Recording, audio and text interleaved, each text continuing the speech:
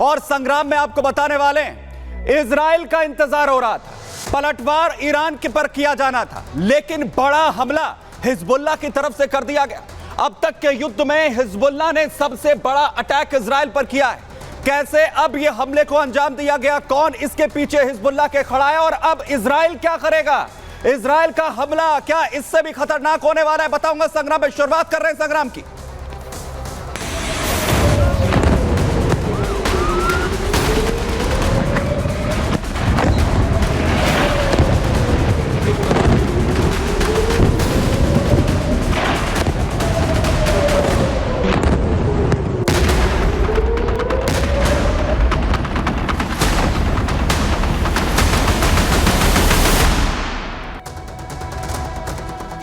तो बड़ा हमला हिजबुल्लाह की तरफ से अंजाम दिया गया है। इजराइल के सेना के बेस पर अटैक किया जाता है हिजबुल्लाह की तरफ से। इजराइल पर यह सबसे बड़ा घातक हमला अंजाम दिया गया।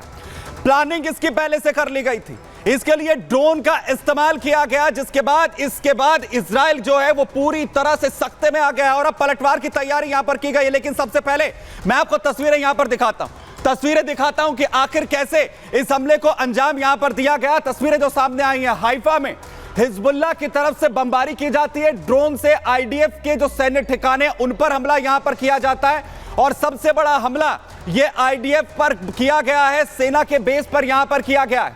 दरअसल इजराइल को यह उम्मीद नहीं थी ड्रोन अंदर घुसकर कैसे अंजाम यहां पर दे सकते हैं।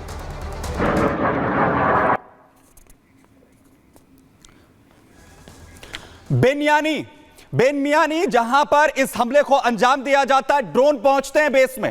हाइफा के बेनमियानी में यह हमला होता है और कैसे एक के बाद एक ये हमले शुरू हो जाते हैं। ड्रोन्स की बारिश यहां पर हो जाती है, मिलिट्री बेस जहां मिसाइलें एक के बाद एक दागी जाती हैं।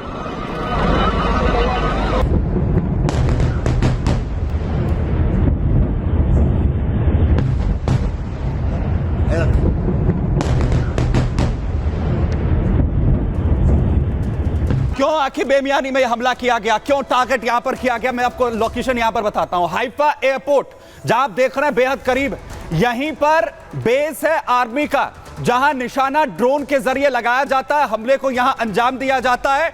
और क्योंकि जिस डिवीजन को निशाना बनाया गया है, जिसे टारगेट किया गया है, यह सबसे ज्यादा शक्तिशाली डिवीजन्स में से एक है। यह आर्मी की वो डिवीजन है आईडीएफ की जो लगातार ना सिर्फ हमास के खिलाफ बल्कि हिजबुल्लाह के खिलाफ भी लगातार इस वक्त एक्टिव नजर आ रही है, जो लगातार यहां पर कार्रवाई को अंजाम इस वक्त देती हुई नजर आ रही है। लेकिन अब यह पूरा ऑपरेशन हिजबुल्लाह ने आईडीएफ के खिलाफ आखिर कैसे अंजाम दिया, कैसे इजरायली जो आर्मी बेस है उसे अटैक यहां पर किया जाता है, बताता हूं आपको। इजराइल पर हिजबुल्लाह ने यह बड़ा ड्रोन अटैक अंजाम दिया। ड्रोन का इस्तेमाल हुआ, आईडीएफ के मिलिट्री बेस को हिजबुल्लाह ने पूरी तरह से तबाह कर दिया। हाइफा के गोलानी मिलिट्री कैंप पर जो अटैक है वो किया जाता है। हमले में इजराइल के कई सैनिकों की मौत हो गई है।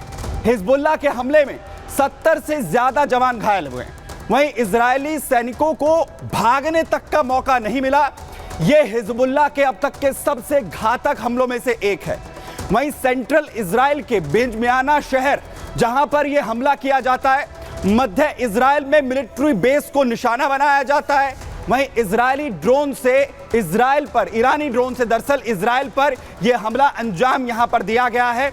आपको बताएं कि इस हमले के बाद न सिर्फ इजराइल के अंदर पूरी तरीके से अब तैयारी हो रही है कि पलटवार आखिर कैसे करना है, और खुद तैयारी अब इजराइल ये भी कर रहा है कि आखिर कैसे उसके सुरक्षा तंत्र को इन ड्रोन्स ने तोड़ दिया और कितना अहम है यह हमला। देखिए,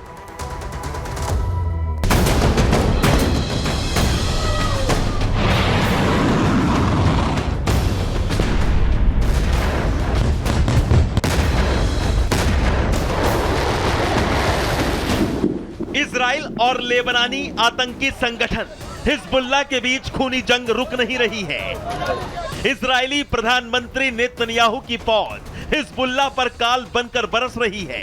बावजूद इसके ईरान समर्थित लेबनानी आतंकी संगठन हिजबुल्लाह पीछे नहीं हट रहा। इजराइल के ताबड़तोड़ अटैक के बाद भी हिजबुल्लाह बेदम नहीं दिख रहा है। हिजबुल्लाह ने एक बार फिर नेतन्याहू की टेंशन बढ़ा दी है। हिजबुल्लाह ने इजराइल पर फिर घातक ड्रोन हमला कर सब धुआं धुआं कर दिया है। हिजबुल्लाह ने सेंट्रल इजराइल के गोलानी आर्मी बेस को निशाना बनाकर खतरनाक ड्रोन से हमला किया है।